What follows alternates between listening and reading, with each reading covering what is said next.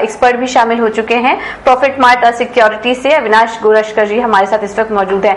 अविनाश जी, बहुत बहुत शुक्रिया IT नाउ स्वदेश को समय देने के लिए। क्या व्यू बन रहा है सर आपका मार्केट पर? अगले हफ्ते बाजार में कहाँ मौके रहेंगे, क्या रणनीति बनानी चाहिए बाजार में? गुड आफ्टरनून पूजा। देखिए, मुझे लग रहा है कि बाजार में थोड़ी बहुत मुनाफा वसूली आई है। मेरे ख्याल से अभी भी मुझे लग रहा है कि रिस्क रिवॉर्ड के पॉइंट ऑफ व्यू से auto sector, auto component sector, capital goods, ये ऐसे सेक्टर्स है जहां पे स्टॉक स्पेसिफिक मौके अभी भी काफी प्रेजेंट है। मुझे लग रहा है कि इंडेक्स को लेके हो सकता है कि मार्केट्स में थोड़ी बहुत चिंता हो सकती है, क्योंकि वीकेंड पे जैक्सन होल मीटिंग का डिसीजन आएगा, प्लस उसके बाद पवेल साहब की कमेंट्री आएगी, और उसके बाद आने वाले हफ्ते में होपफुली थोड़ी बहुत एक्सपेक्टेशंस आरबीआई की पॉलिसी की भी रहेंगी। तो डेफिनेटली मार्केट्स ये मैक्रो नंबर्स को क्लोजली वॉच करेगा, बट ओवरऑल मुझे लग रहा है कि मार्केट्स की ट्रेजेक्टरी ऊपर है।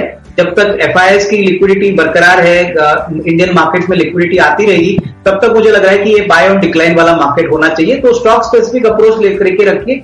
हालांकि इंडेक्स में आपको थोड़ी बहुत नियर टर्म में वॉलेटिलिटी देखने को मिल सकती है। नहीं, बिल्कुल पूजा, मुझे लग रहा है कि बैंकिंग एक ऐसा सेक्टर है जो बहुत ही अच्छी तरह से वेल पोजिशन्ड है। सबसे बड़ी बात, आरबीआई के डेटे के हिसाब से अगर हम देखें तो क्रेडिट ग्रोथ जो है वो करीबन 14% बढ़ा है। तो उसका मतलब ये बैंकों के लिए बहुत अच्छी खबर है। तो सरकारी बैंक्स में हमको लग रहा है कि SBI, उसके बाद फेडरल बैंक, कैनरा बैंक, उसके बाद बैंक ऑफ बड़ौदा, ये सारे जो स्टॉक्स है हमको लग रहा है कि अभी भी रिस्क रिवॉर्ड काफी अच्छा है। अगर बैंक ऑफ बड़ौदा की बात करें तो एसेट क्वालिटी का आंकड़ा काफी कम हो चुका है, लोन बुक ग्रोथ भी काफी अच्छी है। कैनरा बैंक की बात करें तो कैनरा बैंक का जो ROE है वो कम से कम 13-14% आने की उम्मीद है।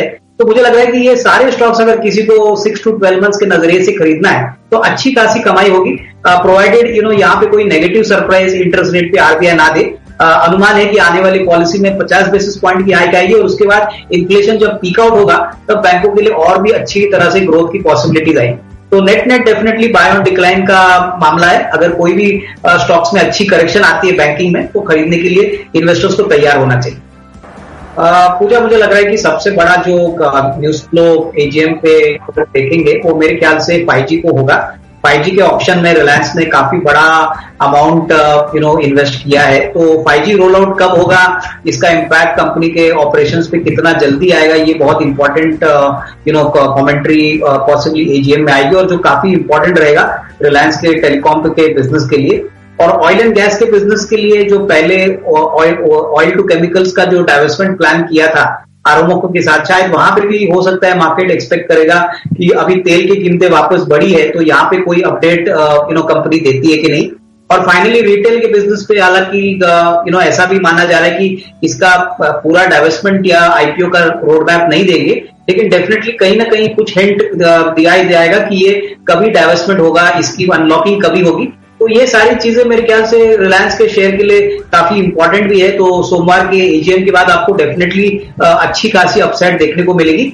मेरे ख्याल से हर AGM के टाइम पे ये एक्साइटमेंट होती है, लेकिन ये 2-3 एरियाज के ऊपर अगर कमेंट्री मैनेजमेंट की क्लियरली आती है तो मार्केट्स को डेफिनेटली ऑल कॉन्फिडेंस स्टॉक पे रहेगा। नहीं, हमको लग रहा है कि एनीवे स्टॉक अच्छी तरह से इस मार्केट में चला है, तो ये कमेंट्री आने के बाद और भी थोड़ा सा कॉन्फिडेंस और कन्विक्शन स्टॉक में लोगों को आना चाहिए। अविनाश, अब वापस से आपके पास आएंगे। आपकी तरफ से कुछ और निवेश के लिए कुछ पिक्स आपकी तरफ से? बिल्कुल, इनफैक्ट पूजा, हमारे पास 2-3 इन्वेस्टमेंट ग्रेड काउंटर्स है। पहला जो स्टॉक है वो ऑटो कंपोनेंट में गैब्रियल इंडिया रहेगा। हमको लग रहा है कि करंट प्राइस पे डेफिनेटली रिस्क रिवॉर्ड काफी अच्छा लग रहा है। ये एक मार्केट लीडर है शॉक एब्जॉर्बर्स में, करीबन 40% रिप्लेसमेंट मार्केट में ये कमांड करती है। हमको लग रहा है कि अगले 6-12 महीने के लिए अगर कोई खरीदता है तो करीबन 203-204 का टारगेट प्राइस यहाँ पे मिल सकता है। दूसरा स्टॉक जो फ्रंटलाइन कैपिटल गुड्स सेक्टर में आता है वो कमिंस इंडिया है। कमिंस एक MNC कैपिटल गुड्स कंपनी है, और नॉट ओनली डीजल और गैस के इंजन बनाते हैं, लेकिन इवन ग्रीन एनर्जी को लेके हाइड्रोजन के भी इंजन ये बनाने की टेक्नोलॉजी रखते हैं। करीबन 30% रेवेन्यू का ये अपने पेरेंट को एक्सपोर्ट करते हैं, और इस साल नंबर्स काफी अच्छे आने की उम्मीद है। तो ये भी कैपिटल गुड सेक्टर में एक अच्छा विकल्प हो सकता है। अगर कोई 6 to 12 मंथ्स का टाइम फ्रेम रखता है तो कम से कम 1450-1480 का टारगेट पॉसिबल है। और तीसरा स्टॉक पूजा, हमको लॉजिस्टिक्स स्पेस में ऑल कार्गो लॉजिस्टिक्स है। हमने आपके चैनल पे पहले भी ये स्टॉक रेकमेंड किया था। इस स्टॉक में अभी तेजी पकड़ी है, अच्छी तरह से स्टॉक भागा है, लेकिन अभी भी हमको लग रहा है कि रिस्क रिवॉर्ड काफी अच्छा है। करीबन 338 का रेट चल रहा है। इस साल कंपनी कम से कम 1050-1100 करोड़ का प्रॉफिट रिकॉर्ड करेगी। और जिस प्रकार का इनका ऑपरेशन यूरोप में है, यूएस में है, प्लस गटी के ऑपरेशन इनके अंडर है, तो हर तरीके से ग्रोथ इंजन स्ट्रांग है।